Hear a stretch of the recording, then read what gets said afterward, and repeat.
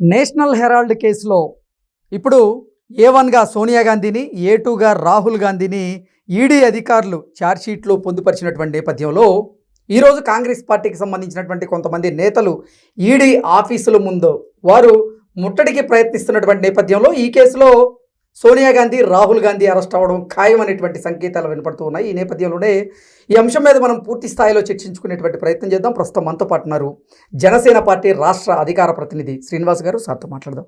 Sir నమస్తే. Sir, national Herald కేసులో సోనియా గాంధీ గారిని A1గా, రాహుల్ గాంధీని A2గా ఇప్పుడు ఈడీ అధికారులు ఛార్జ్షీట్లో పొందుపరచడం జరిగింది. ఈ నేపథ్యంలోనే దీన్ని వ్యతిరేకిస్తూ కొంతమంది కాంగ్రెస్ పార్టీ నేతలు ఈడీ ఆఫీసుల ముందు ధర్నా చేసేందుకు, ఈడీ ఆఫీసును ముట్టడించేందుకు ప్రయత్నం చేస్తూ ఉన్నారు. అందులో భాగంగానే ఈరోజు సోనియా గాంధీ గారిని, రాహుల్ గాంధీ గారిని అరెస్ట్ చేయడం ఖాయం అనేటువంటి సంకేతాలు అయితే తెర మీదకి వస్తూ ఉన్నాయి. దీన్ని ఎలా చూడాలి సార్? కృష్ణ గారు, ఇది నేషనల్ హెరాల్డ్ అన్న ఈ సబ్జెక్టు సార్ ఇప్పుడుది కాదు. అంటే చాలా విచిత్రంగా రకరకాల రూపాంతరాలు చెందుకుంటూ వచ్చి ఈ రోజున అది పెద్ద ఒక ఇష్యూ కింద ఎప్పుడైందంటే, ఎప్పుడైతే సుబ్రహ్మణ్య స్వామి అంటారు కదా, బీజేపీ నాయకుడు, వివాదాస్పద నాయకుడు, అతను ఈ కేసుని బయట లాగాడు. అక్కడి నుంచి ఇంక ఈడీ దృష్టి పెట్టడం, ఈ విచారణ కొనసాగించడం, దాంట్లో ఈరోజు వారికి కూడా నోటీసులు ఇచ్చి వాళ్ళ ఛార్జ్షీట్లో సోనియా గాంధీ గారిని, రాహుల్ గాంధీ గారిని పెట్టడం, విచారణకు హాజరు కావాలని చెప్పడం ఇవి జరుగుతున్నాయి. సరే, కాంగ్రెస్ పార్టీ వారు నేషనల్ వైడ్గా పిలుపునిచ్చారు, రాష్ట్ర దేశంలో ఉన్నటువంటి అన్ని ఈడీ ఆఫీసుల ముందు ధర్నాలు చేయాలి అని. అంటే ఇది ఎన్డీఏ గవర్నమెంట్ కక్షధోరణ చర్యలతో తీసుకుంటున్నటువంటి చర్య అన్న భావంతో వాళ్ళు ఇచ్చినటువంటి పిలుపు. సరే, వాళ్ళు పిలిపించారంటే కాంగ్రెస్ పార్టీ ఇంకా చేస్తుందండి, అది వేరే విషయం. మరి నేషనల్ హెరాల్డ్ అనేది కృష్ణ గారు 1935 టైంలో జవహర్లాల్ నెహ్రూ గారు భారతదేశానికి స్వాతంత్రానికి తీసుకొచ్చేటువంటి ఈ క్రమంలో ఖచ్చితంగా మనకంటూ ఒక పత్రిక ఉండాలనే ఉద్దేశంతో అసోసియేట్స్ జర్నల్స్ లిమిటెడ్ అని చెప్పేసి AJL అనే పేరుతోటి ఒక నేషనల్ హెరాల్డ్ అనే పేపర్ పెట్టారు. దాంట్లో పత్రికలు, వార్తలు రాయడం వరకే దాని పని. దానికి ఎలా పెట్టాడైనా దాదాపు 5,000 మంది షేర్ హోల్డర్స్ తోటి, అంటే 5,000 మంది గ్రూప్తో కలిసి పెట్టాడేమో సంస్థ. అది కట్ చేస్తే స్వాతంత్రం వచ్చింది, తర్వాత రకరకాల మార్పులు వచ్చినాయి, కాంగ్రెస్ పార్టీ గవర్నమెంట్లోకి వచ్చింది. అయితే 2008 టైంకి వచ్చేటప్పటికి అది ఆ పేపరు సర్క్యులేషన్ లేక ఒక నష్టాల్లోకి వెళ్ళడం జరిగింది. ఈ మధ్యకాలంలో ఏమైందంటే, నేషనల్ హెరాల్డ్ పేపర్కి సంబంధించి భారతదేశ వ్యాప్తంగా అనేక పేపర్ పెట్టుకుంటున్నామంటే గవర్నమెంట్ స్థలాలు ఇస్తుంది సహజంగా. ఆ విధంగా దాదాపు ఒక 5,000 కోట్ల రూపాయల ఆస్తులు ఉన్నటువంటి సంస్థ అది. కానీ 2008 వచ్చేటప్పటికి వచ్చేదానికి ఆస్తులు అయితే ఉన్నాయి, కానీ సర్క్యులేషన్ లేపడం వల్ల 90 కోట్లు అప్పు వచ్చింది. అప్పు ఉంది.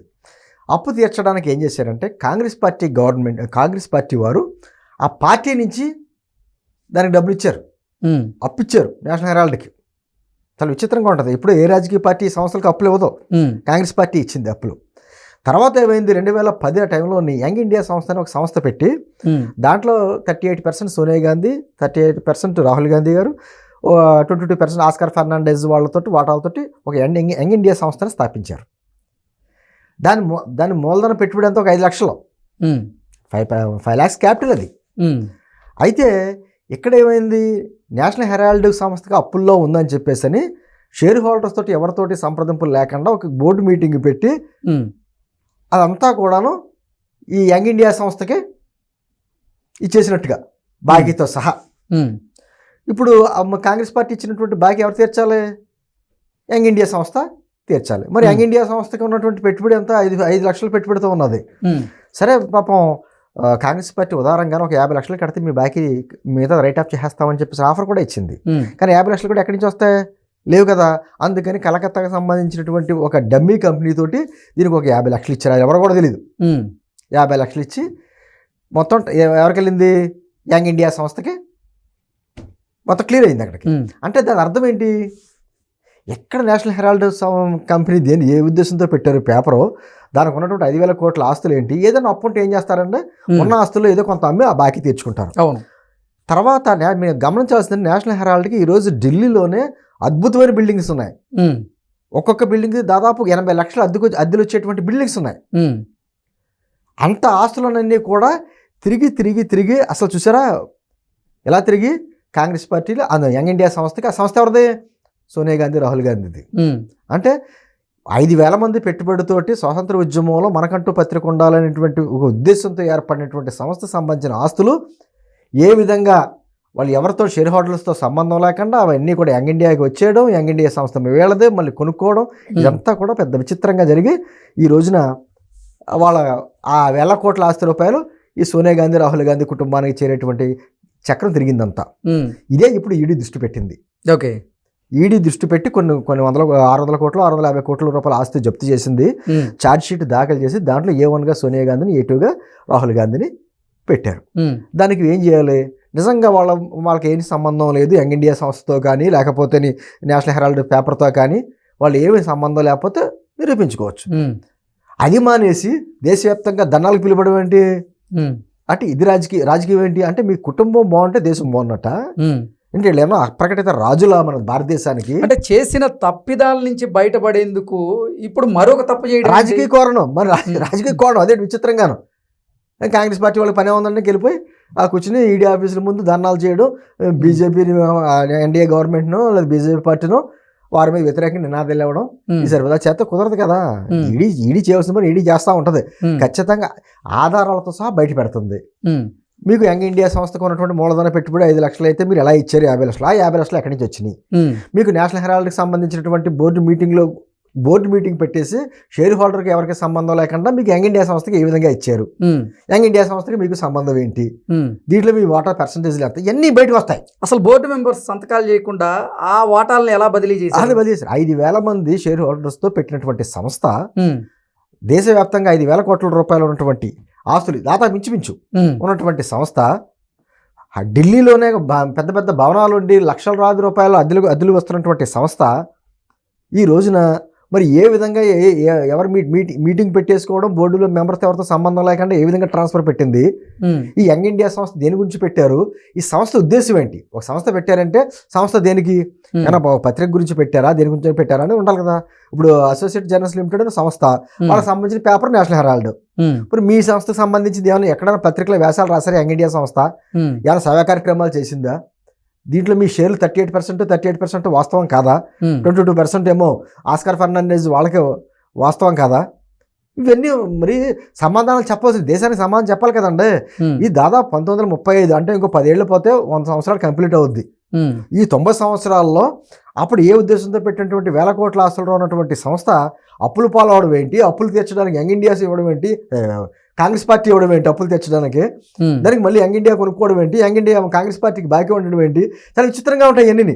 ఖచ్చితంగా వీటన్నిటికీ కూడా ఈ రోజున ఈడీ విచారణలో ఆధారాలతో సహా పెట్టి కూర్చుంది. దానికి సమాధానం చెప్పాలి. సమాధానం సోనియా గాంధీ గారు, రాహుల్ గాంధీ గారు ఈ కేసులో అరెస్ట్ అవ్వడం ఖాయం అంటే ఏం చెప్తారు?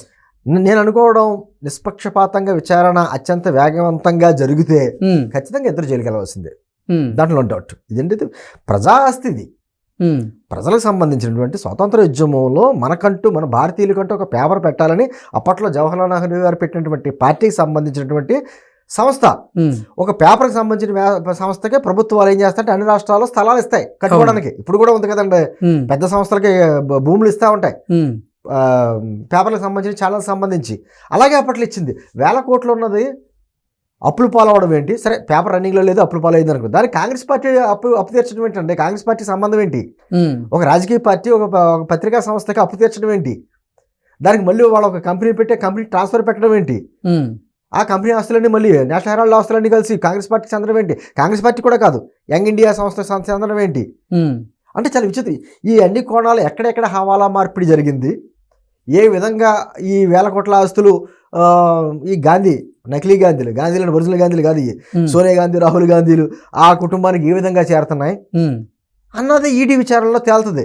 విచారణకి నిజంగా ఈ భారతదేశానికి అతి పెద్ద కుటుంబం కదండి వాళ్ళది, పేరున్న కుటుంబం కదా. జవహర్లాల్ నెహ్రూ గారి కుటుంబం అంటే చిన్న కుటుంబం ఏం కాదు. ఆ కుటుంబం నుంచి వచ్చినటువంటి వ్యక్తులుగా దేశానికి ఒక మార్గదర్శకంగా ఉండవలసిన వ్యక్తులుగా విచారణ ఎదుర్కోవాలి. మేము కడిగిన ముచ్చోలా బయటకు వస్తామని చెప్పి రావాలి. అది మానేసి ప్రజల్లోనేమో రెచ్చగొట్టే కార్యక్రమాలు, ధర్నాలు, రాస్తారోకాలు, బంధువులు చేయడం అంటే ఎవరో ఆస్తులు కొట్టేసింది ఎవరో, ధర్నాలు ఎవరు చేయాలి? మీరు చేయండి ఆమరణ దీక్ష. రాహుల్ గాంధీ గారు, సోనియా గాంధీ గారికి వచ్చి ఆమరణ దీక్ష చేయండి, మా మీద అక్రమంగా కేసులు పెట్టారని. మీరు చేయరు. ప్రజలను రెచ్చగొట్టి కాంగ్రెస్ పార్టీ ఎక్కడ ఉందో అక్కడ వాళ్ళందరూ కలిసి ఈడీ ఆఫీస్ ముందు ధర్నాలు చేయాలంట. ఇది ఏ విధమైన సాంప్రదాయం? నేనేమంటున్నానంటే ఈడీ ఒక కేసు పెట్టుకుందంటే దాంట్లో విచారణ చేస్తుందండి, విచారణకు సహకరించాలి, అవును, దర్యాప్తు సంస్థలు సహకరించాలి. అసలు దర్యాప్తు సంస్థలనే రానివ్వకుండా లేకపోతే విచారణకి హాజరు కాకుండా ఇది రాజకీయ కోణంలో చూపించి ఈ విధంగా రాస్తారోకులు ధర్నాలు చేయడం అని ఎంతవరకు సమంజసం? మీరు ఒక రాజకీయ పార్టీ, ఒక దేశానికి సంబంధించినటువంటి ఒక పెద్ద నాయకులుగా, ఒక దాదాపు మా కాంగ్రెస్ పార్టీకి 100 సంవత్సరాల పైనే చరిత్ర ఉందని చెప్తారు కదా, మా చరిత్ర ఉన్నప్పుడు చరిత్ర కలిగిన నాయకులుగా, ఆ పార్టీకి నేతృత్వం వహిస్తున్నటువంటి నాయకులుగా మీరు వెళ్ళి అక్కడ చక్కగా ఈడీ విచారణకు హాజరై ఇది జరిగింది, మాకు సంబంధం ఏమీ లేదు, ఈ విధంగా జరిగిందని చెప్పుకోండి. దాంట్లో ఇప్పుడు మిమ్మల్ని అర్జెంటుగా తీసుకెళ్ళి లోపల వేసేయట్లేదు కదా, విచారణ ఎదుర్కోవాలి కదా. ఈడీ కూడా కొన్ని ఆస్తులు జప్తు చేసింది కదా, ఎందుకు జప్తు చేయవలసి వచ్చింది అంటే సమాధానం చెప్పాలి. అది మానేసి ధర్నాలు పిలువడం, దానికి మళ్ళీ ఈ విధంగా ప్రజలను రెచ్చగొట్టడం అనేది కరెక్ట్ కాదు. Okay okay sir, thank you so much.